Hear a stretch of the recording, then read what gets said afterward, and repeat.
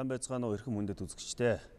Монголын үндэсний олон нийтийн телевиз, Монгол Улсын шинжлэх ухааны академийн түүх археологийн хүрээлэнгээс эрхлэн явуулж буй Монголын түүх соврал нэвтрүүлэг маань эхлэж байна.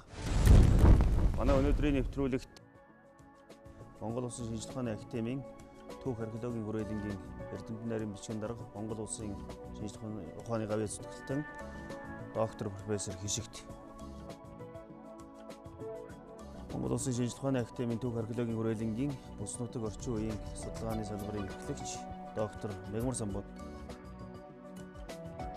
түүхийн ухааны доктор оролдов.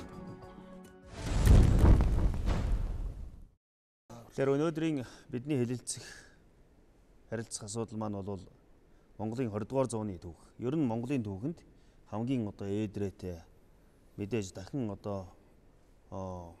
эрчимтэй судалгааг шаардж байгаа судалгааны үр дүнг нэлээд их анхаарлыг сүүлийн хэдэн жил хандуулсан 20 дугаар зууны 1937 онд өрнөсөн ер нь 20 дугаар зууны ихэнх хагас өрнөсөн энэ хэлмэгдүүлэлтийн тухай асуудлыг хөндөе. Халуун хил цөхөрсөн, хатан зүрх шархирсан, хар дарсан он жилүүдийг хамаг монголчууд бүү мартав. Тэгэхээр энэ хэлмэгдүүлэлтийн асуудлыг бол 1990-ад оноос хойш Монголын нийгмийн өөрчлөлттэй холбоотойгоор дахин шинээр авч үзэх болсон. Тийм ээ.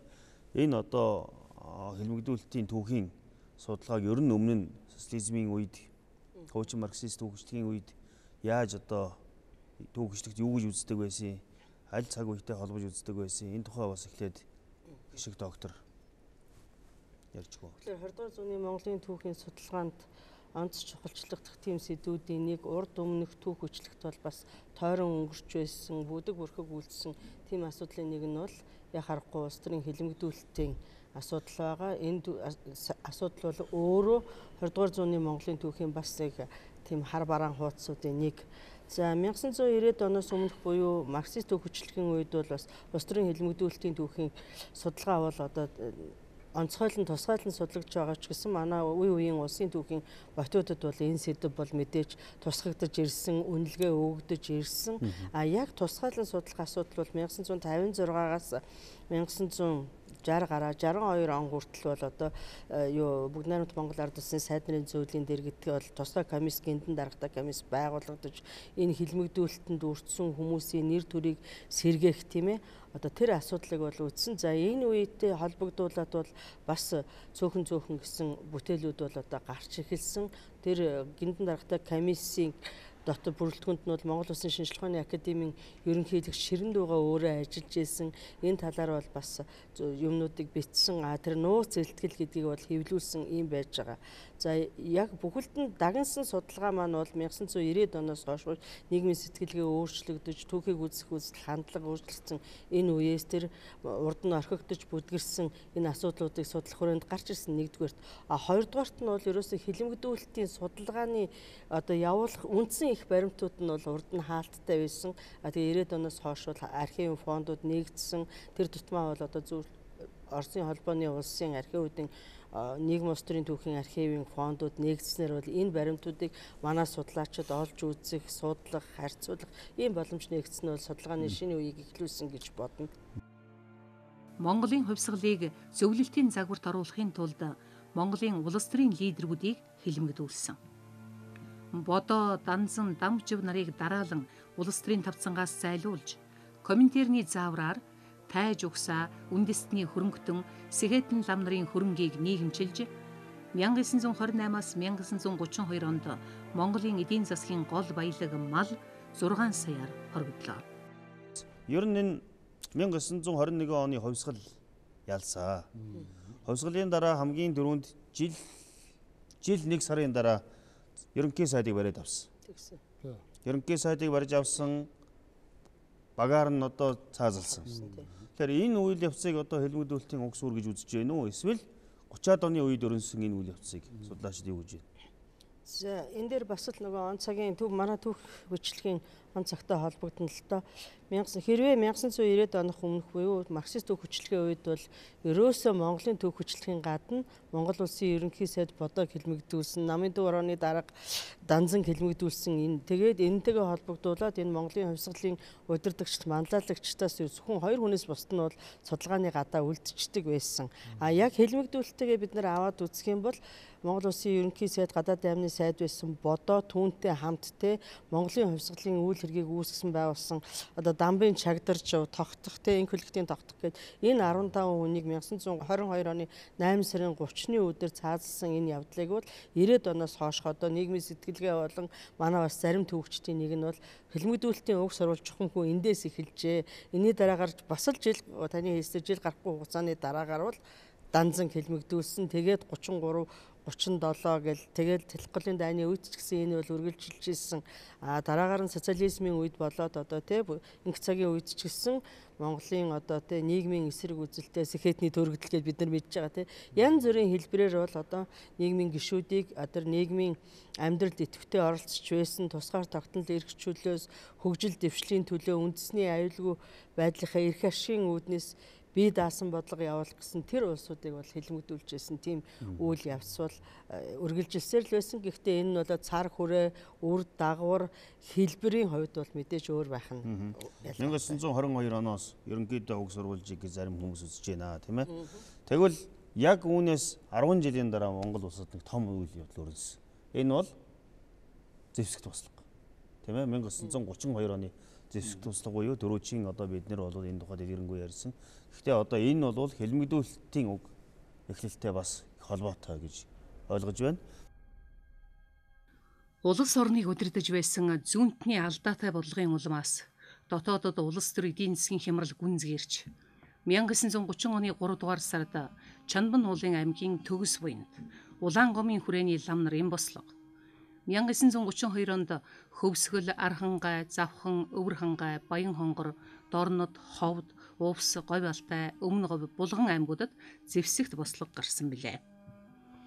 Бослогыг нухчин дарахад зөвлөлтийн зүгээс зэр зэвсгийн талаар тусламж үзүүлсэн төдийгүй нисэх хүчний R5 маркийн 10 гаруй хөнгөн бөмбөгдөгч онгоцноос бүрдсэн нисэх онгоцны отряд иржээ.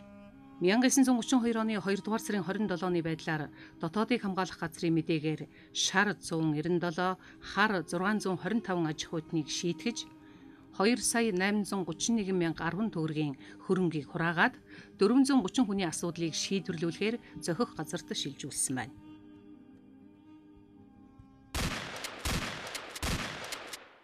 Өөрөөр хэлбэл түүхэндээ монголчууд бие биенийхээ өөдөөс хөлтөн зэвсэг барьсан.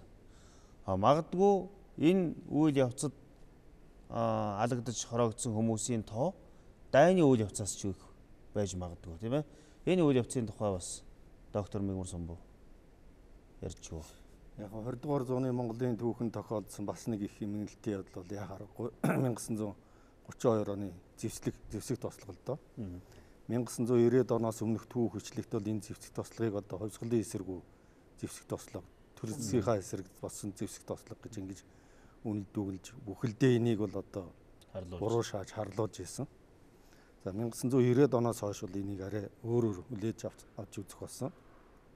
Одоо судлаачид энийг бол одоо иргэний дайн одоо эрх чөлөөнийхөө төлөө тэмцсэн зэвсэг тослого энэ төр гэл янз бүрээр нэрлэж байна.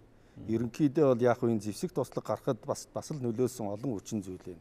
Нөгөө нэг 1922 оны хувьсгалын дараагаас эхлээд Монгол оронд нойрлоод өгөхөхийн төлөө комментийн зөвлөлтийн бодлого тийм ээ.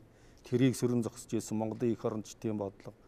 Дээр Монголын дотоодын өөрийн одоо улс төрийн зөрчил тэмцэл энэ бүхэн явсаар байгаа л одоо бугалсаар нийгмийн эдээвэр болсоор байгаа л бүр тисгээ байгаа л одоо 32 онд зэвсэг тослого гарч байгаа шүү дээ.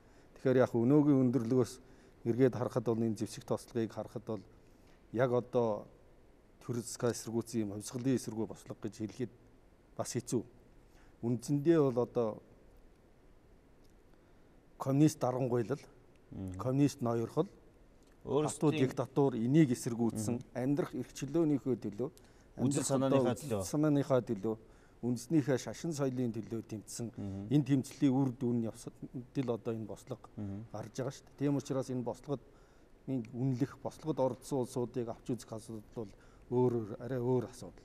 Тийм учраас 32 оны бослогоор бол одоо 39 оны дайнд 45 оны дайнд амьд хүмүүсээс хэд дахин илүү хүмүүс энд бослогын үед бол 6,000 хүн одоо бууны сумд өртөж амь насаа алдсан. Тэрний ихэнхийг нь одоо цэргийн хээрийн шүүхээр цаадсан байгаа шүү дээ. Тэгэхээр энэ хүмүүсийг бас л одоо үнний төлөө шудраг осны төлөө тэмцэж байгаа л бас хэлмэгдсэн нэг хэлбэр гэж үзэхэд бас болно л доо.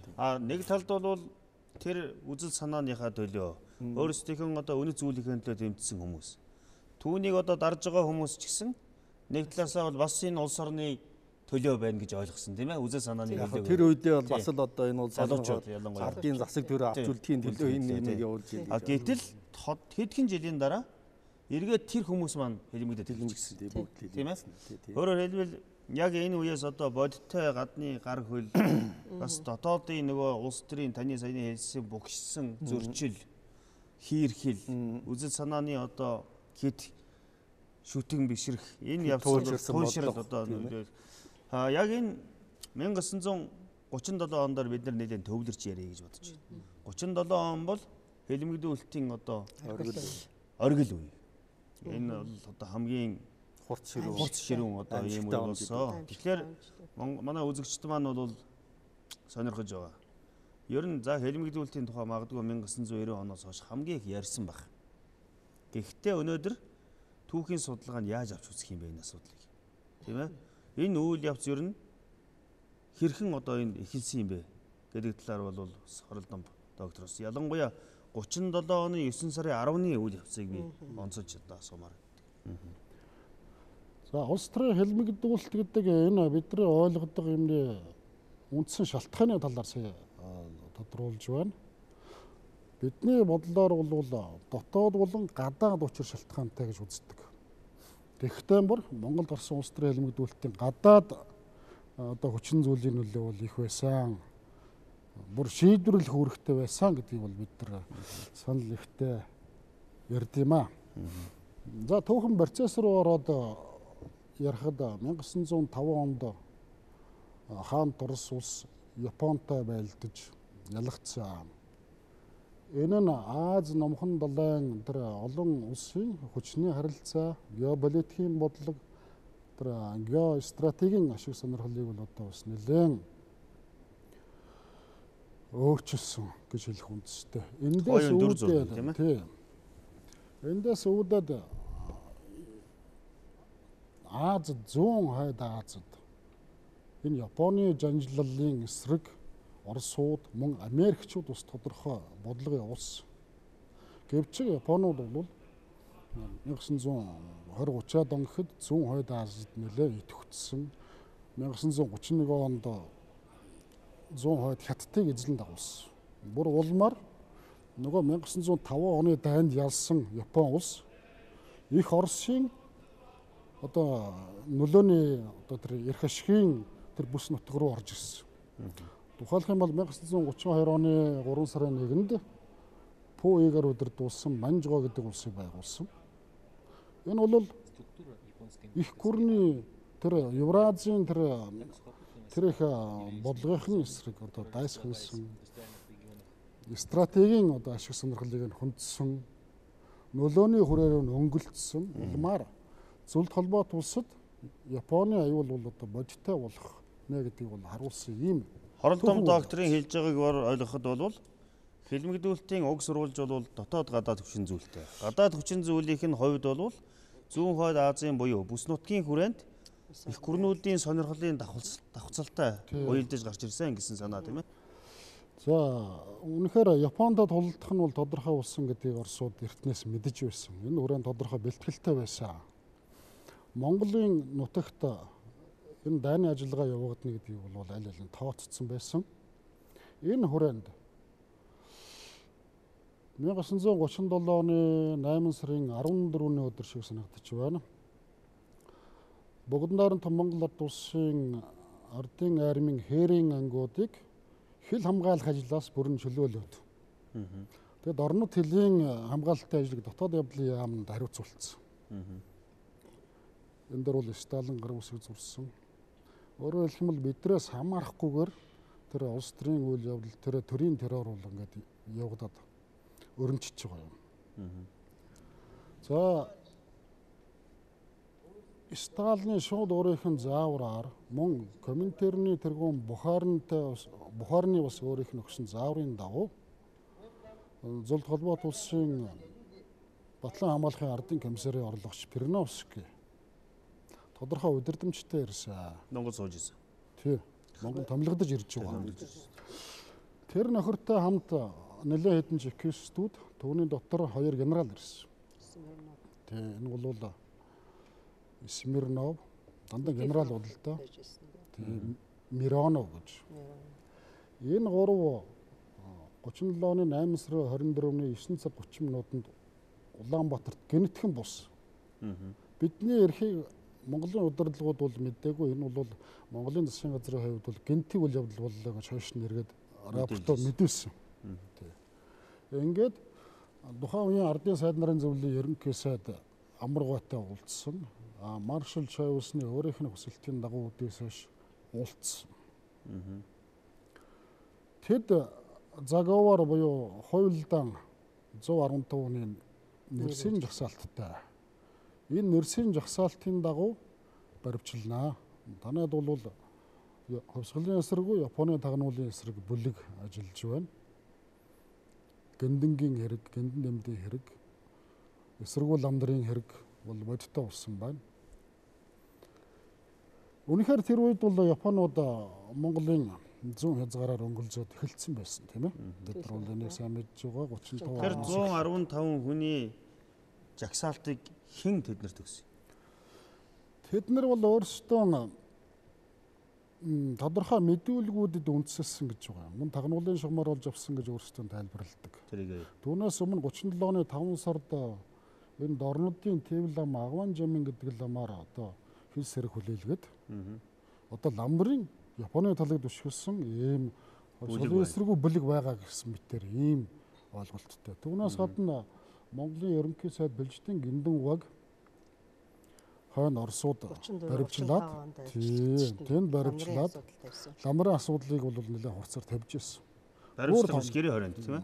Тийм гэрээ хорионд. Түүнээс өмнө удаан дараагийн уулзалтан дээр Сталин шахаж ирсэн. Сталин бол ер нь хувьсгалын эсрэгүү ламнартайгаа та нар Японы өмнөөс тулах уу? Та нар ламнарынхаа асуудлыг шийдэхгүйгээр үндэсний тусгаар тогтнолын асуудлыг ярих гэж байна уу? Ламнар бол танай хувьсгалын дайсан гэдэг бол удаадаар хэлж ирсэн. Бүр тодруулах юм бол 33 оны одоо 12 сарын 25-ны өдөр Монголын засгийн газрын удирдлагуудыг хүлээж авахдаа хэлж ирсэн. Түүнээс дараа нь 35 онд 2 удаа 36-оны 1 сарын 6-нд болсон уулзалтан дээр гиндэн сайдууд бол бүр нэлээд тулгсан. Тэрэн дээр бол гиндэн нэлээд өөрийн байр суурийг хамгаалсан шүү дээ тийм ээ? Байр сууриа ер нь хамгаалсан. Тэр нь Сталины тэр үеийн одоо Оросын удирдлагуудад бол мэдээж таагүй сэтгэл төрүүлсэн. Тэр уулзалтан дээр чинь гиндэн Чингисийн гөлөг гэдэг шүү. Тэр Монголд ламрын засаг байна уу? Тийм, ер нь гиндэн засаг байгаа юм ламрын засаг байгаа. Ер нь энэ ламнартай жинхэнэ ёсоор тэмцэгч засгийн газрыг бид нэр хүсэж байна. Тийм засгийн газрыг бид нэр дэмжинэ гэдэг хэлсэн. Гиндэн сайд бол манайха улс орны байдал ядуу өөрийн онцлогоо хэлсэн. Улс орныхаа язгуур ашигыг хамгаалсан ийм үгсийг хэлж ирсэн. Тэдхэн жилийн өмнө том нуглаа гарчихсан. Айдас бий болсон тийм ээ? Нийгэмд бол өргөн хүрээтэй айдас дотоод амьдрал болчихсон. Яг энэ уулзалтын протоколыг үзэж байхад бол би ихээр нь үзчихсэн л да. Гиндэн бол маш тийм тодорхой байр суурь хэлдэг тийм ээ. Ер нь бол бид нэр шууд алчиж болохгүй байна гэсэн санааг бол болохгүй гэсэн санааг хэлж яадаг. За сая хоролдон докторын хэлж байгаа. Өөрөөр хэлбэл 1937 оны энэ хилмигдүүлэлтийн одоо хомроглон устгах үйл ажиллагаа эхлэхийн өмнө бол цэргийн асуудал болж байгаа. Өөрөөр хэлбэл манжуурын хилэлцээр. Монголын дорнод хэсэгт бол томоохон одоо дайны үнэр хэлсэн тийм ээ. Энэ манжуурын хилэлцээр за тэгээд энэ дорнод хэсэгт болсон аюулын тухай та бас тодруулж өгөө. Одоо тэр үед Оросуудын явуулж исэн бодлого ер нь бол яг энэ илмэгдүүлэлт нийлүүлсэн гадаад хүчин зүйл бол маш их л дээ. Би бол тэр угс оруулж байгаа юм. Энд бол ерөөсөө нэгдүгээр энэ гадаад хүчин зүйл гэдэг нь Нэгдүгээрт бол одоо орон зүгт Японы аюул улам Монголд орж ирсэн тийм ээ. Тэр нь үнэн тийм ээ. Орж ирсэн тийм орж ирсэн. Зөвлөлтийн эрх баригч гэсэн энэ аюул манайд бас санал хэлж ийн гэдгийг мэдчихсэн. Дайн хизээ нэгэн цагт болох нь гэдгийг бас мэдчихсэн. Тийм учраас дайн хаана болох вэ? Зөвлөлтийн нутагт болох уу, Монголын нутагт болох уу? Эсвэл өөр газар болох уу гэдэг. Хойд яддаг болох уу? Тийм ч учраас зөвлөлтийн эрх баригчид бол 1937 оноос эхлээд Японы эсрэг хятадын дайныг дэмжижсэн шүү дээ, тийм ээ. Хятад асар их цэрэг зэвсгийн тусламж үзүүлж ирсэн, мөнгөнд тусламж үзүүлж ирсэн. Өөрийнхөө нисгчдийг Японы эсрэг дайнд оролцуулж ирсэн. Гэтэл хятад энэ дайнд ялагдаад эхэлсэн. Тэгвэл одоо яах вэ? Одоо энэ дайны аюул бодтой болоо. Тийм учраас энэ Монголын асуудал их онцгой болсон. Тийм учраас зөвлөлтийн эрх баригчид бол Монголын асуудалд онцгой анхаарч Монголд өөрийнхөө зэргийг оруулах ийм шийдвэр гаргасан. Энээс өөр аргагүй байдал төрсөн. Монголд чөлөөтэй үйл ажиллагаа явуулахын тулд цэвэрлэгээ хийх гэж. Тэгэхээр ерөөсөө чөлөөтэй үйл ажиллагаа явуулах гэхээр саад тэг их байсан. Ерөөсөө ингээд та бүхэн харж байгаас 37 38 оны хувьсгалын эсэргүү чинь гиндэн дэмдийн хувьсгалын эсэргүү нарын удирдсан хувьсгалын эсэргүү гэж гиндэн дэмэд хоёр их толгойж байгаа шүү. Тэр хоёрын нөлөө тэр үед бол гиндэн байр суурийг бид нар сайн ярьлаа тийм. Гэтэл дэмэд бол бас 1936 он зөвлөлтөд очиод Сталинтай уулзахдаа энэ зөвлөлтөөс авах цэргийн тусламжийн асуудлыг ярихад энэ зөвлөлтөөс авах цэргийн тусламжийг бол дайны болон 50 цаг гэсэн хоёр хуваана. Хоёр өөр байдлаар авч үзнэ. 50 цагт бол одоо бид нар санхүүгийн болоод зэвсэг техникийн тусламж авна. Дайн болсон цагт харин цэргийн тусламж үзүүлэх юм гэсэн ийм. Ер нь бол цэргийн тусламж өөрөөр хэлбэл зөвлөлтийн цэргийг Монгол дайн болвол оруулна, тэгэхгүй бол оруулахгүй гэсэн ийм байр суурь. шууд илэрхийлж. Тэгэхээр бол зөвлөлтийн эрх баригчид Монгол цэргээ оруулах гэхээр юм тодорхой саад бэрхшээл байсан учраас энэ саад бэрхшээлийг устгахын тулд даван дуулахын тулд энэ хэлмэгтийг зохион байгуулсан. Тэр 9 сарын 10-нд ихэлсэн юу бол маш нарийн зохион байгуулалт. Дэмэд бол цэргийн явдлын яамны сайд бүх цэргийн жанжин дэмэд бол 1937 оны 8 сарын 22-нд зөвлөлтийн тайга өртөөнд одоо нас орсон шүү дээ. Энэ бол явахдаа бол зөвлөлтөд болж байгаа цэргийн сургуулийг үзэх юм урилгатай явж ирсэн Монголын цэргийн төлөөлөгчд. Гиндэн, Дэмэд, Лхүмб, Лувсан ширам нарын удирдсан Японыг түшгэлсэн хувьсгалын эсэргүү хувилдааны байгууллагын гэсэн хэд хэдэн хэргийг зохион байгуулж, үүний үр дүнд 26 мянган хүнийг хэлмэгдүүлснээс 25 мянган хүнийг 1937-оос 1939 онд шийтгсэн байна. Энэ их хэлмэгдүүлэлтийг гардан хийсэн онцгой бүрэн эрхт комисс 1937 оны 9-р сарын 10-нд байгуулагдсан 1939 оны 4-р сарын 22-ны хүртэл ажиллахдаа 51 удаа хуралдаж 25,824 хүний хэргийг шүүж 20,474 хүнд буудан алгах ял өгч 5,103 хүнд 10 жил хорих ял 240 хүнд 10-аас доош жилээр хорих ял оногдуулжээ. 90-ад оноос өмнөх бол дэмдийг юу гэж хэлдэг байсан гэхээр хоолны хордлогоор нас ордог байсан гэж ингэж үтчихсэн. 90-ад оноос хойш бол түүхэжлэгт бол дэмд бол үндсэндээ зохион байгуулалтаа алга болсон гэдгийг нь бол бараг нотолж шүү дээ. Судлаач нар тэр тухай материал байна тийм ээ? Байна. Тэгэл ерөөсөө дэмдийг одоо тайга өртөөд нас орсноос 2 хоногийн дараа тэр Перновский Миронов тэр чинь Монголд тэр 115 хүний нэрсийг ацарж байгаа шүү дээ. Тэр Перновский Миронов нар чинь бол зөвдөд осон хэлмэгдүүлэлтийг өдөрдөн зохион байгуулсан гол толгой генералуудын нэг. Тэгээд тэдний команданд зөндөө олон дотоод явны чекистүүд ирсэн. За мөн зэрэгцээгээр тэднийг орж ирсний дараахан ерөөсөө маргааш нь Монгол улсын бүгд найрамд Монгол улсын байгууллагын тэргүүлэгтээс зөвлөлтийн цэргийг Монголд оруулах шийдвэр гаргасан. Энэ шийдвэрийг мэдээ тулган хүлээлгэсэн. Бараг тэр шийдвэр гараагүй байхад орж ирсэн байсан шүү дээ. Зөвлөлтийн цэргүүд одоо алтан булаг ирээн цаваар Монголд орж ирж ирсэн шүү. Гаргах нь тодорхой байсан биз дээ. Тодорхой тэр үл зайлшгүй. Монгол улсын засгийн газар өөрөөсөө энэ Монгол энэ цэргээ оруулахын тулд өөрийнхөө нөлөөнд баттай оруулахын тулд энэ хэлмэгдүүлэлтийг маш нарийн зохион байгуулалттайгаар 37 оны 9 сарын 10-наас эхлүүлсэн байна. Тэгээ энэ дээр бас нэг юм нэмэт хэлчихв. Тэгэхээр энэ цэрэг оруулах асуудал 57 дугаар онцгой корпус орж ирэхээс өмнө бас нэг том үйл явдлыг бол бид нэр ярьдаг те. Энэ бол 1936 оны 3 сарын 12-ны протокол гэрээ явж байгаа. Харилцан туслах. Энэ гэрээний чинь өмнө 1934-35 онд Гиндэн сайд явсан, 36 оны сүүлээр Дэмэд намсраа эднэр явсан. Энэ олон дээд шатанд болж байгаа Монгол зөвлөлтийн удаа дараагийн хэлэлцээрүүд дээр бүгд найрамдах Монгол ард улсад одоо тулгараад ирж байгаа бүс нутагдах тэр аюулыг тийм ээ яаж сөргөн зогсох уу? Энэнд бол тэ болцсошгүй дайны нөхцөл Бүд найрамд Монгол ард улсын нутаг дэвсгэрийг хэрхэн бэлтгэх асуудал бол бүр 32 оноос тэ бүх холбоотны комисс Большевик намын дэргэд Монголын комисс байгуулагдаад Ворошилов тэргүүтээ стратегийн зориулалтаа маш олон барилга байгууламжууд байгуулагдаад эн чинь тодорхой хугацаанд явсан. Тэгжээд л 35 оноос таны тэ одоо халахын голын дан тэ одоо нөгөө Япон манжийн одоо давталгаанууд ихэлсэн шүү дээ. Энэ нөхцөл байдал чинь ингэж хуваарсаар хагаад хамгийн түрүүнд таны асууж ирсэн энэ хилмигдүүлэлтэнд нөлөөсөн одоо гадаад хүчин зүйлүүдийн зангилаа маань энэ дээр хүрээд ирэн дараагийн сэдв дээр ирэх баг тийм ээ. Тий. Тэгэд энэ бол үндсэндээ зангилаагаа тайлж хүний хороо хажил руу орж эхэлж байгаа. За Монгол улсын талаас бол ямар нэгэн эсрэг үйлчлэл үзүүлээгүй. Идэвхтэй үйл ажиллагаа эхлүүлсэн.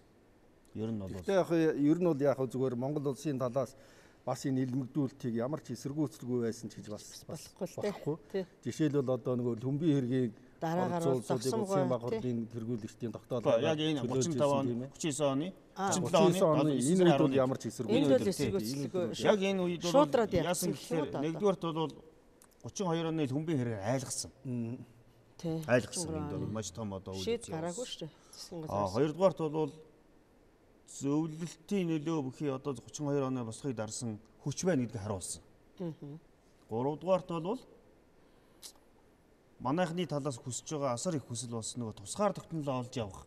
Хүн цэнээр юугаар ч хамаагүй одоо буулт хийж олж авах гэсэн хүсэл сонирхол дээр их тоглосон. Тэгээ бас энэ илмэгдүүлэлт чинь тэр яг хөө ингээд зөвлөлтийн тэр төлөөлөгч тусгай төлөөлөгчд ирж удирдсанаас гадна зөвлөлтийн тэр 57 дугаар онцгой корпус чинь уг нь бол одоо Монгол улсад Япончууд хөрөнгөөлөгчийн нэрнээс хамгаална гэж орж ирсэн боловч үнэндээ бол одоо яг тэр аюултай дорнд хил хязгаарт эхэндээ бол очоогүй.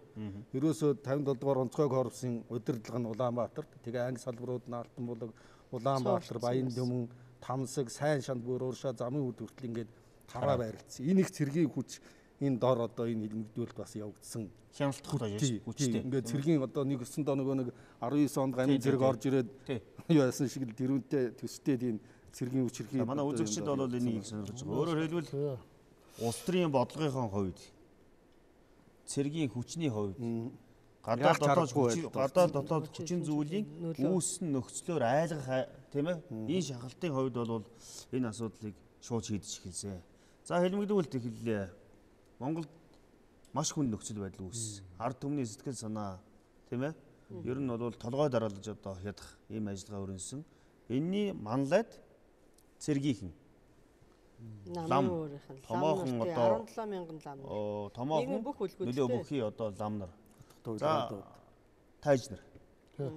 Өөрөөр хэлбэл нөгөө 800 жил тасралтгүй ирсэн угсаа залгамжлалын үр нөгөө монголчуудын сэхэтний бүлэг буюу тэр лам нар шилдэг хэсгийг хэлмэгдүүлж эхэлсэн. Ер нь нийгмийн тэргүүлэх хэсгийг урьдчилан хүн амын тоглолгуудыг удаадраа явуулж байгаад одоо жишээ нь тайж нар 13,000 гаруй тайж байсан. Тэр үед тоолгоор. Тийм, тоолсон 3 оны хүн амын тоолгоо. Лам нарыг бүхэлд нь хямдсан байсан. Нэлээд хэдэн жилийн өмнөөс. Тэгээ ер нь 40-оос дээш насны лам нарыг бол ер нь хоруулсан. Бүртгэлтэй, бүртгэлгүй хоруулсан. Одоо бид нэг тоо баримтыг дүрддэг. Дотоод яамны нөгөө чибисийн гаргасан чибисийн лам нарын тоо 32 тийм ээ? Тийм. Лам нарын тоо. Бас сууж байгаа сүм хийдийн бүтэц зохион байгуулалт. Тийм байна. Байршил бүртгэл. Өөр мяндаг тушаалаар нь гаргасан. Тийм учраас амархан явж байхгүй. Бүрэн хянцсан байгаа. Тэгээ үүнээс гадна бас нэг юм анзаарах юм бол энэ өвөр Монголд манайхан өөрсдийн зүгээс бас гүйцэтгэх ажиллагаа, тагнуулын ажиллагааг нэлээд сайн зохион байгуулж байсан. Тэр чанараараа энэ Японы хүч бол асар их хүч байна гэдгийг мэдсэн байсан. Энэ дайрж орж ирэх нь тодорхой, бараг монголчуудыг, баргын морин дивизүүдийг одоо бамбайвархан тодорхой байсан. Манайхан ч ус өмнөөс нь өвөр Монголын баргын нөлөө өгөх хүмүүстэй бол одоо холбоо тогтоогод цэргийн яамны шугамар, цэргийн яамны тагнуулын газрынхны шугамар одоо нэлээд мэдээлэлтэй байсан. Тийм ч учраас энэ 9 сарын 10-ны их баримтчилгаанаас бараг сарын өмнө 8 сарын 13-ны өдөр цэргийн яамны тагнуулын газрын дарга байсан банзрагчийн очруудыг Доромтын 90 цавд байхад нь Чойн улсын эндээс шипрээр дорнод дэх дотоодыг хамгаалахын төлөөлөгчтэй ярьж хагаад баримтлуулах ажиллагаа зохион байгуулсан. Чойн улсын тэнд тэр үед ямар албачлалдсан? Чойн улсын тухайн үед бол ардын сайд нарын зөвлөлийн ерөнхий сайд орлогч улсын маршал Өрлөг Жанжин. За ингээд Монголын дорнод нутагт бол дайн дэвтэх нь тодорхой болчихсон. Ийм нөхцөлд нөгөө хаданд тавчруулагдсан халиуны зүлцэн Монгол болсон. Монгол бол тэр их Оросын энэ одоо айхтар хараа хяналтнаас мултрах арга байхгүй байсан. Тэр чинь өмнө зүгийн одоо хятадын аюулаас, хятадд уус аюулаас өөрсдөө хамгаалж байгаа. Тусгаар тогтнолынхаа төлөө тэмцэж байгаагийн хувьд зөвлөлт холбоо тусыг одоо даган юу хийсний одоо биелүүлэхээс өөр аргагүй болж хувирсан шүү дээ. Гэвч үүний өмнөөс одоо манай тулхтай улс төр чинь ямар Япон юм уу? Амарга, Догсомгоо энэ төр бол бас байр сууриа илэрхийлж байсан. Тэр чанараараа тэр одоо их хадлагыг одоо ламдрын эсрэг, тэр нийгмийн элит хэсгийн эсрэг тэр их яргаллыг хойшлуулаад тогтоон бариад тодорхой одоо ингээд тэмцлийг хийж исэн гэж хэлэх үндэстэй байна. Би нэг зүйлийг тодруулмаар байна. За ингээ хэлмэгдүүл тэгээс нөхцөл байдал бий болсон. Үнэхээр манай энэ цэргийн хүчнийхэн лам нар ямар нэгэн сөрвөлдөө байсан юм шиг үстэй. Японуудтай.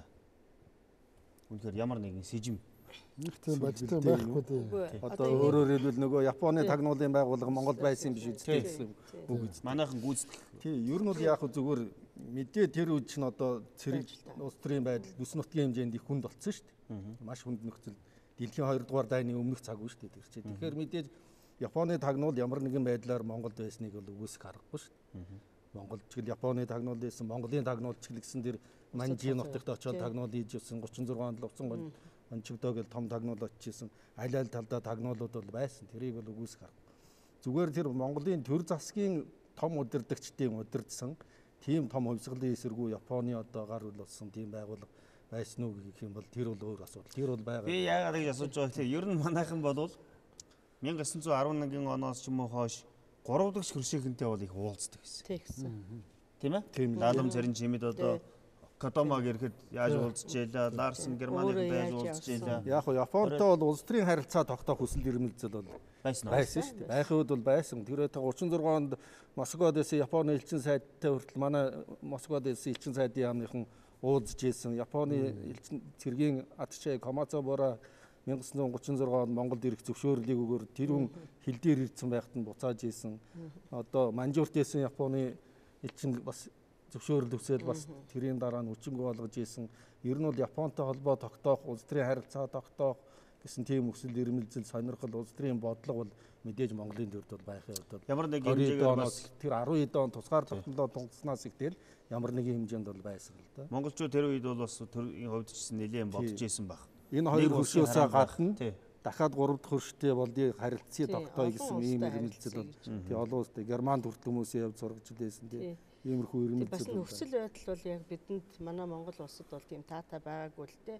Тийм учраас бол 30-ад онд 1932 онд Манжиго улс байгуулагдаад 35 оноос халахын гол болон дээр садаг дулаанаар Япон Манжийн зүгээс одоо ингээд давталгаа эхэлж гисэн бүгд найрамдах Монгол ард улсын засгийн газар өөрийнхөө одоо өмнөөс тунхаг гаргаад ингэж ийсэн ч гэсэн Манжуурын баг хурал 35 онд гэсэн амжилттай болохгүй байж байгаа. Бүр халахын голын дайны дараа манай Монгол бүгд найрамдах Монгол ард улсын Манжигогийн хилийн асуудал зохицуулагдсан шүү дээ. Тэгэхээр ийм нөхцөл байдал бол их эвгүй болцсон үед бол бүгд найрамдах Монгол ард улсын төрийн удирдлага бол тухайн үедээ бол өөрийнхөө тусгаар тогтнол нутаг дэвсгэрийн бүрэн эрхт байдал одоо бүтэн байдлыг хамгаалахад бол яг харахгүй зөвлөлт холбоо тулсын тусламж дэмжлэг цэрэг зэвсгийн тусламжинд наатахаас өөр арга байхгүй. Түрүү Мегмар самбуу доктор гэрлээ удаа дараа явсан цэргийн болон төрийн дэд удирдлагын тавьж исэн асуудал нь гэхдээ энд бол заахтай хандах нь 50 цаг болон их 50 цаг тэр тусламжийг ямар хэмжээгээр авах уу яаж ашиглах уу тэр тусламжиндаа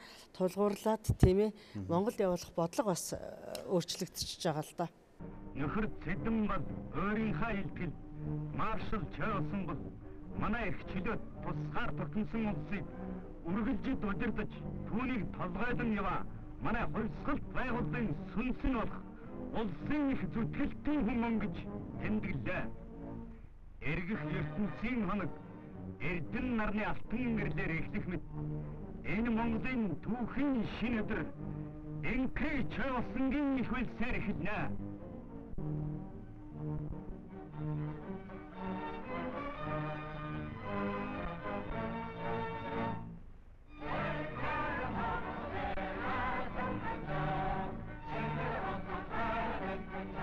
За хэлмэгдүүлэлт эхэлсэн. Оросууд ороод ирсэн. За энэ дээр гол манайхан мэддэг хүн бол чой болсон. Тийм ээ. Цоо шин хүн биш шүү дээ чой болсон. Улс төрчийн хувьд 21 оноос эхлээд улс төр бол гол тоглолт хийсэн. Ер нь бол унаж босож ирсэн. Сайд албан тушаал хашиж ирсэн. За чой болсон яаж оролцож гисэн бэ?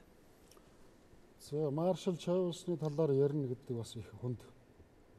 Ягаад гэвэл энэ хүний түүхэнд оруулсан тэр эерэг сөрөг одоо оролцсон хувь нэмэр гэдэг талаас.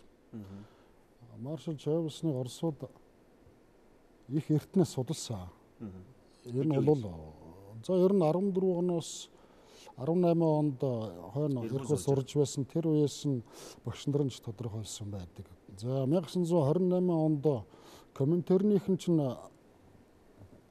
Монголд тэр Богомир Шмирал тэргүүтээ Коминтерний төлөөлөгчдийн баг эрцгээгээд Монголд төрийн эргэлт зохион байгуулсан. Энэ үедээ бол өөр нь хоорондоо ярьж хэлцэж байхдаа чойволсон биднэрт ойртчил байг. Чойволсон бид нар ашиглана гэдгийг бол хэлж ирсэн. Тэр уулзжсэн уулзалтын протокол архивын баримтууд бол бий. Чойволсныг сул хүн сайн гүйцэтгэж гэдэг талаас нь бас тэд нар өөрсдөө дүгнэлтээ өгсөн байсан. За тэгээд анхны том сорилт бол 1928-9 оноос эхлээд Богдан дарамт Монгол ард улсад тэр ламдрын эдийн засгийн хүчийг одоо анхуулах сулруулах тэр хөрөнгө хураах нийгмийн чинээлийг эсхэхний хөрөнгийн хураах комиссийн хөрөнгийн хураах комиссийн дараагаар маршлыг эхлээд тавьчихсан. Хэн шалгаж байна шүү дээ. Ер нь олон гол шалгажсэн тийм ээ. Шалгаж байна тийм ээ. Комисс өдөрдүүлсэн тэр комиссийн ажил бол бас нэлээд далайцтай явагдсан. Нийт улс орон дээр баахан хөрөнгө хураасан. За эндээс эхлээд манайр бол ер нь томоохон ажил хариуцуулж болно гэсэн нэг тийм итгэлийг Оросуудад төрүүлсэн бололтой байгаа юм. Зөвлөлтийн талд. Тийм. Өөр хүмүүс их судалж байсан. Тухайлх юм бол Жамбын Лумбгоо судалж байсан. Лумбгоо бол өөрөө эрс хэлсэн байдаг. Би тэгэж гэмгүү олонныхаа цусаар гараа угаахгүй хар толгоогоор дүүрий гэж хэлсэн байдаг шүү. Энэ бол бүр архивын баримтаас тийм. Тэгэхээр Жамбын Лумб бол бас өөр нэлээд том бодлогын хүн мундаг тийм зангарахтай улс төрч байсан гэдэг нь эндээс харагдж л байд юм. Харин маршлын хувьд бол харамсалтай нөөр шүү. Тэгээ Оросууд бол ер нь хаашин ч хөдлөхгүйгээр залж байсан. Одоо түрүү Мягмарсан бод доктор бид тэр нэвтрүүлэг ярьж байлаа. 1935-6 оноос дэрэгдэн байнгын зөвлөгтэй сургагчтай хянжээдэг. Хэлэх үгийг бэлдэж өгч яадаг. За бүр 38 онд тэр Иванов ирээд 9 жилийн турш шүү. 1947 он хүртэл яг дэрэгдэн байсан. Ивановыг одоо дэрэгдээс нь холдож ирсэн зураг бий байсан.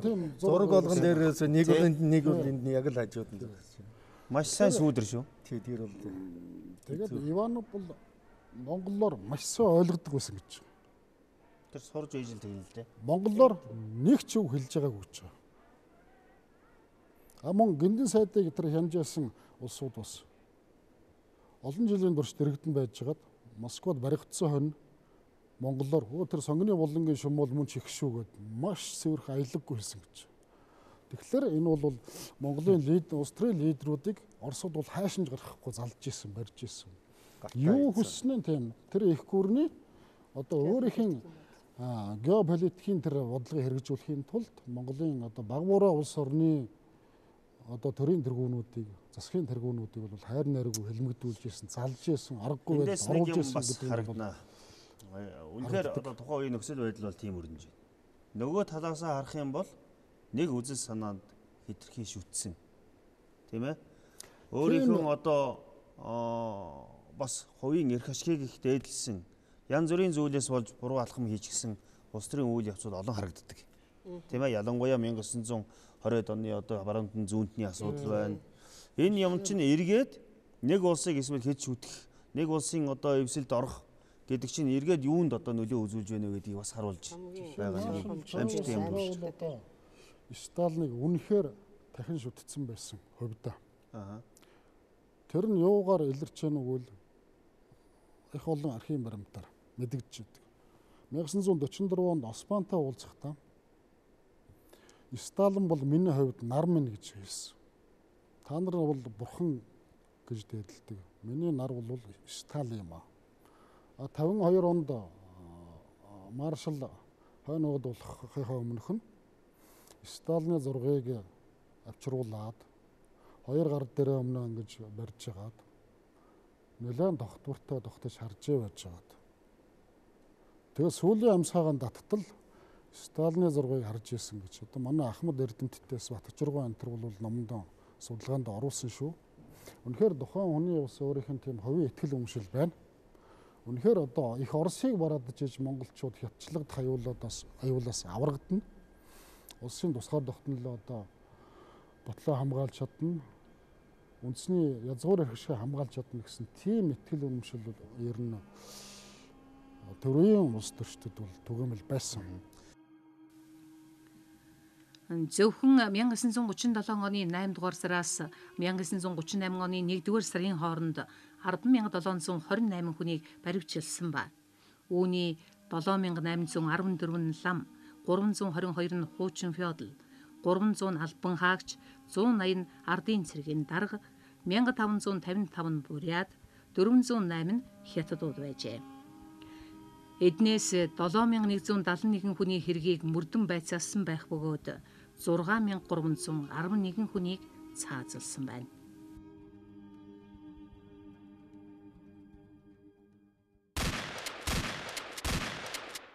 За, хэлмэгдүүлэлтийн үйл явц хамгийн хүнд туссан би цэргийн тухай бас асуумаар байна. Дан эхэлсэн. Одоо энэ хэлмэгдүүл 37 онд эхэлсэн.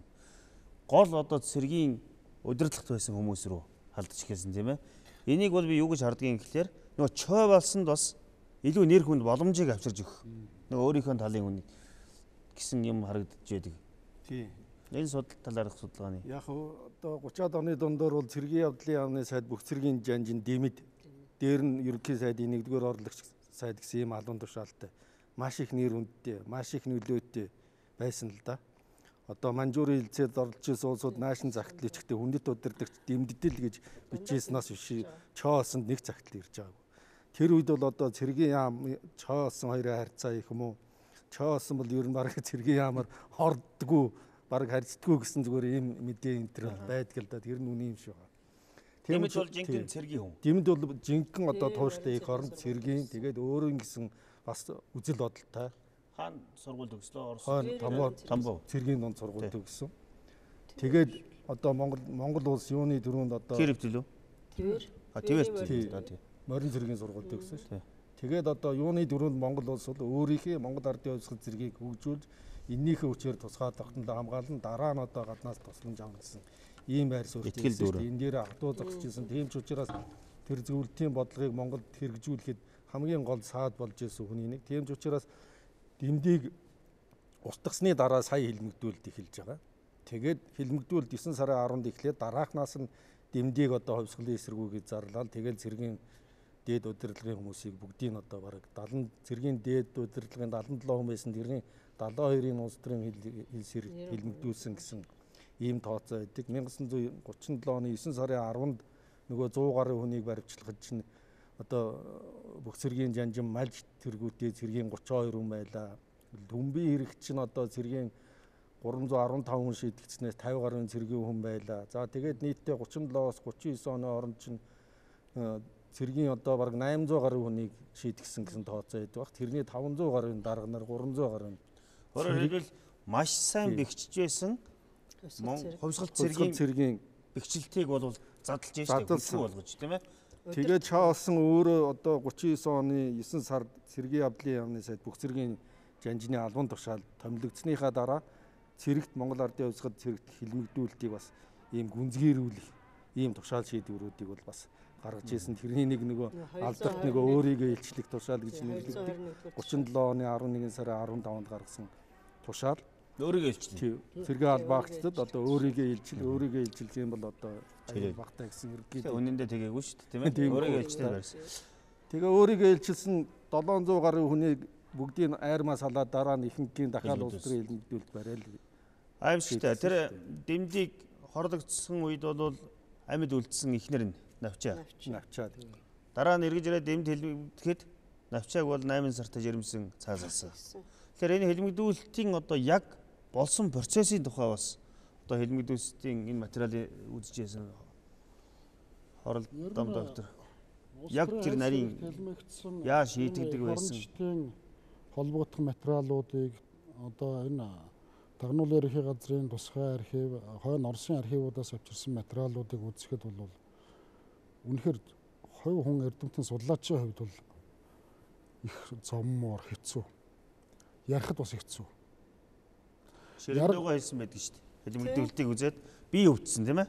Тэрнээс болж Оросод одоо хурдан энээс сухтыг гэж хамаг биеэр нь юм гарч шин унтж чадгаа байсан.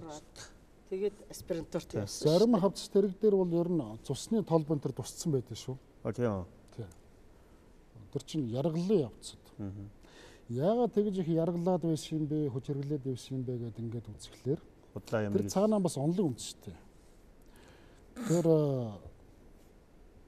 зөвлөлтийн прокурор тэр одоо онолч гэдэг юм аа. Эдвард Януарович Вишинский гэдэг. Тэр хүн ер нь хэрэгтэн өөрөө буруугаа хүлээхээс өөр нотлох баримт байхгүй гэсэн нэг тийм онлын буруу баримжаа гаргаж ирсэн. Тийм бол өөрөө над хэрэгэ хүлээ. Тэрний дагуу л явсан. Зөвлөлт холбоот усад ялгаагүй ийм процесс явагдсан. Тэгээ тэр зөвлөлтийн тэр яргаллын арга хэлбэрүүд бол одоо нэвтэрсэн л дээ. Өөчн тэр манжийн үеийн эрүүшүүлэлт гэдгээс бүр одоо бас их харагсан. Жишээлх юм бол одоо тэгээд хүний толгой дээр төлөх үсгэцгийн одоо шатахаас эхлэв. Өндөр сандал дээр суулгах. За өндөр сандал дээр суулгах, пишингийн дэргэд суулгах, халуун гал шарах, тэр лампаар одоо хүчтэй хайрах, төлөх, хүчтэй барж өгтөр дор унтуулахгүй байх, одоо жижүүрлэн байцаах, нойр хойлгүй байлгах, мөрдөн мөшгөх, аллаа буудлаа гэж одоо айлгах, машин дээр суулгаж аваа явчихна. Одоо чи хэрэгэ хүлээхгүй байгаа юм чи чамайг цааслна гэдээ аваа явчихдаг. Тэр явцсан зарим нь өбөнөрөө саналаа энэ гэдэг. Буцаагаад аваад. Нэгийнх нь мэдүүлгээр нөгөөг нь илрүүлдэг. Тэгээд нэгнийх нь мэдүүлгээр энийг нь гүтгүүлдэг. Амаргуй ийм ахуйн хувьд яргалах. Сэтгэл зүйн одоо хүчтэй тийм нөлөөлөх ийм үндсэн аргуудыг зөвлөлт холбоот тусад явагдаж ирсэн. Одоо жишээ нь нөгөө яргалын дэргэд туршлагуудыг тийм нэвтрүүлсэн. үндсэндээ тэгэж хэлэх одоо үндстэй. Тэр Александр Солженицны тэр Гулаг Олтрыг гэдэг ном байгаа. Тэрэн дээр бол одоо 50 гаруй төрлийн яргалын хэлбэрийг дурдсан тэмдэглэсэн байдаг шүү дээ. Манайх бол тэрнээс дутаагүй. Тэгээ энийг ярихад одоо үнэхээр одоо хүнд хэцүү. Гавтааны хэд онгуулах бол наад захын асуудал. Гэвтэл одоо гавтааны хонуулаад үүдэг мөрдөн байцаагаад үүдэг эрүүдний шүүдийг явбал одоо 21-р зуунд бас байна гэдгийг бас ярьж л биш шүү дээ. Энэ хувь хэлмэгдэж байгаа хүн бол яах вэ? Ингээд алагдаж байгаа. Ингээд дуусчих. Хэлмэгдэгчдийн ар гэрийн асуудал бол маш хүнд туссан тийм ээ. Одоо өөрөөр хэлбэл хүүхдүүдийн сургуулиас гаргах, нийгмээс гадуурх, нийгмийн бүр гадна гаргаа хийсэн. Бүрэн гадуурхсан. Одоо тэрний харгаагаар одоо сурч боловсрох эрх байхгүй. Сонгуулийн эрэхгүй болно гэдэг чинь тухайн үед том шийтгэл. Тийм тэгээд тэр хүүхдүүдийг сургуулиас хөөгөөд зүгээр гарахгүй. Тэр эгэнсэн жагсан сургагчдын дундуур явуулаад эсэргүүний ар хүүхд гэж нулимуулаад бүр жигшүүлээд тэгээд тэр чин гэр бараагийн бүхэлд нь дээрэмдээд ачаа явчихж байгаа. Нөгөө голомтын үнс нь тулгын хүртэл явж байна. Хүүхдийн тоглоомын хүртэл одоо хураагаа явуулсан тэр тиймнүүд байгаа л да. Тэгээ эн чинь өөрөө одоо нийгэм тэр чигээр монголчуудын үзээгүй аим шиг явагдсан. Тийм учраас энийг дагаад Энэ улс төрийн хэлмэгдүүлэлт гэж нэрлэдэг. Одоо сүүлийн үед ер нь бол одоо грит террор гэж байна, бушоид террор гэж байна. Манайхан л хэлмэгдүүлэлтгээ жоохон эрүүлсэн, зөөлрүүлсэн шинжтэй нэр томьёо хэрэглээд байгаагаас. Энэ бол төрийн террор л доо. За ер нь нийт одоо нийгмийн эсрэг жиглсэн одоо демоцид, геноцид гэж хүйс тэмдэрлэл. Тийм тэгэж хэлж томьёолж явах хэрэгтэй юм аа. Тэгээ үүнээс үүдэл одоо нөгөө хэлмэгдүүлэлтийн чинь төрийн аргаллыг чинь дахиж давтахгүй байх. Ямар нэгэн улс төрийн хэлмэгдүүлэлтийн одоо аливаа илэрлийг дасан зогсоох, түүнээс сэргийлэх асуудал араас нь ингээд залгаал гараад ирж байгаа. Тэгэхээр түрүүн бид нар ярьж байна улс төрийн хэлмэгдүүлэлтийн тэр үндсэн шалтгаан нь юу юм? Хор холбогдол нь хамар хүрээний ус юм. Өөр дагавар. Ингээл араас нь залгаал ингээд 1932 оны зэвсэгт бослохын дараа хэлмэгдүүлэлт бага зэрэг намжсан боловч зөвлөлт толгойд улс Коминтерн өөрсдөөсөө урвсан ялт хэргийг Монголтой нэгдэх гэсэн хүсэлтэд бурятуудад тулгаж үе олноор нь устгалаа. Дээрээс нь би нэг зүйлийг Мягмар самбуу доктороос асуумаар байгаа. 1911 онд бол монголчууд нэгдэхийн төлөө нэгдсэн Монгол улсын төлөө 21 онд бол харин нарцсангүй энэ бас яахан багассан. Гэхдээ 1900 энэ 37 онд эхэлсэн ялангуяа 32 оны одоо энэ иргэний дайн энэ үеэс бол энэ Монголд сууж байсан, үлдэж хосорсон байсан юм уу? Монгол туурхтнуудад бас хүйтэн хандаж эхэлсэн. Тийм ээ? Энэ бол бас тэднийг нөгөө гадна байгаа хүмүүсийг нь Монгол улсаас айлгах, улам одоо холдуулах, олон хэрэгэлсэн байхаа гэж. Энэ тухай бас ямар жишээнүүд вэ? Тэгээ ер нь яг улс төрийн хэлмэгдүүлэлт чинь бууны ам чиглэсэн хамгийн гол юм л ерөөсөө энэ үндэсний эрхчлөө тусгаар тохиолдлынхаа төлөө тэмцэгчдийг л хамгийн дөрөнд л их онилж ийсэн шүү дээ. Тэдний хамгийн их өртөгдсөн зүгээр нийгмийн бүлгийг авч үзвэл лам цэргийн энтергээл юм. Ерөнхийдөө бол ингээд ерөнхий дүнгээр нь харахад бол хэн эрхчлөө тусгаар тохиолдлынхаа төлөө их тэмцсэн байна. Тэр үнэл хамгийн дөрөнд л хэлмэгжсэн шүү дээ. Одоо жишээлбэл 1912 онд 271 үнэ дагуулад ирсэн Сумын хайсийн цахрууд байна тий. Сумын хайсийн одоо 56 партизан тэр 37 38 онд амьд байхад бол тэднээс ер нь 4-5хан л үлдсэн байгаа шүү дээ. Бусдын хүмүүс тий партизанууд бүгд баг. Манлайбаатар дамдын сэрмэн баргын тийм ээ. Баргууд чинь одоо 1911 оноос эхлээд нэгдсэн Монголынхоо төлөө тэмцсэн. Тэгээд Хяхтын гэрээгээр хуваагдахаар нэг хэсэг нь одоо энэ Монголдо үлдээд Монголынхоо төлөө ажиллаж амьдарч ирсэн. Гэтэл Манлайбаатар дамдын сэрнгийн 3 хүүхдийг 3 дангийн улс төрийн хэлмэгдүүлээл нэгэн сураггүй болол хоёрын хуулийн дээд хэмжээгээр хэлмэгдүүлсэн байх жишээтэй. Тэгэл баргын одоо хувьсгалын эсэргүүнээр барга чинь одоо нөгөө хөлбөмбөрийн баргууд чинь манжтай хил залгаа. Тэгээд тэнд цадан төрлүүд нь ах トゥ хамаатан байдаг. Энүүгээр нь одоо үнслэж маш их хэлмэгдүүлж ирсэн. Баргын одоо хувьсгалын эсэргүүнээр бослого бурятууд байна. Бурятууд чинь 1917 оны хувьсгалын дараа Монголд орж ирсэн бурятууд бол маш их хэлмэгдсэн шүү дээ. Тэгэхээр л ерөөс энэ хил дагуу байсан одоо үндэсний цөөнхүүд, үндэснийхээ эрхчлөө тусгаар тахлын төлөө тэмцэжсэн улсууд бол маш хүнд замлыг бол туулсан л байгаа юм л да. 1927 онд өвд улсны дараа тэр хэрэглээ үед 1931 онд Хатанбаатар Масарж бол урдын үнэхээр хар шар бяодлын нэгэн мөн болоо. Тиймээс түүний үр хүүхдийг хөрөнгийн хураас нь зөв болсон. Одоо тэр хөрөнгө хураасныг буцааж өгөхгүй энэ гэсэн тийм шийдвэр бас гарцсан байдаг, тийм баримт болсон байгаа. Эндээс үзэхлээр одоо жишээ нь сонгуулийн эрхийн нас гэсэн Хатанбаатар гэдэг чинь хэн бэлээ? Одоогор бол энэ Ардын Хатанбаатар, Монгол улс, Орос, одоо энэ Оросын холбооны улс, Хятадын 3 улсын нутагт цэрэг командолж эх орныхон төлөө тэмцэжсэн. Агуу жанж. Тэр бол тэр нийгмийн хамарсан тэр их айхтар хэрхэл бол тухайн улс үндэстний өөрийнх нь одоо бахархлыг юм чинээ тоохгүй байна. Тэгээ үндэсний эрхчлөөний төлөө тэмцэлтийг хэлмэгдүүлэх ажил чинь зөвхөн одоо 37 38 оноор дуусаагүй шүү дээ. 1945 онд чөлөөлөх дайны дараа бараг өвөр Монголоос зөндөө олон айл өрхүүд ирсэн. Тэднэрээс чинь одоо 1950-аад онд зөндөө хүмүүсийг бас улс төрийн хэл сэргээр хэлмэгдүүлсэн шүү дээ. Өөрөөр хэлбэл ганц Монгол улсад хэлмэгдүүлэлт өрнөөгүй Монгол туурхтанд маш том санал болгосон. Өөрөөр хэлбэл дахин Монгол туурхт нь нэгдэн нийлэх хоорондоо одоо эвсэн нэгдэхээс бүрэн таслах ийм одоо том үр дагаврыг бол харуулсан гэдгийг. Тийм бодлого. Сая бол одоо манай оролдом доктор бас хэлж байна. Үнэхээр энэ хэлмэгдүүлэлтийн нөхцөл байдал бол маш хүнд. Ялангуяа одоо хинч байсан тэр хэлмэгдүүлэлтийг бол яаж ямар нөхцөлтэй авч явах вэ гэдгээс л хамаарах. Тэгэхээр тэр цаг үед бол Чав болсон энэ дээр оногдсон.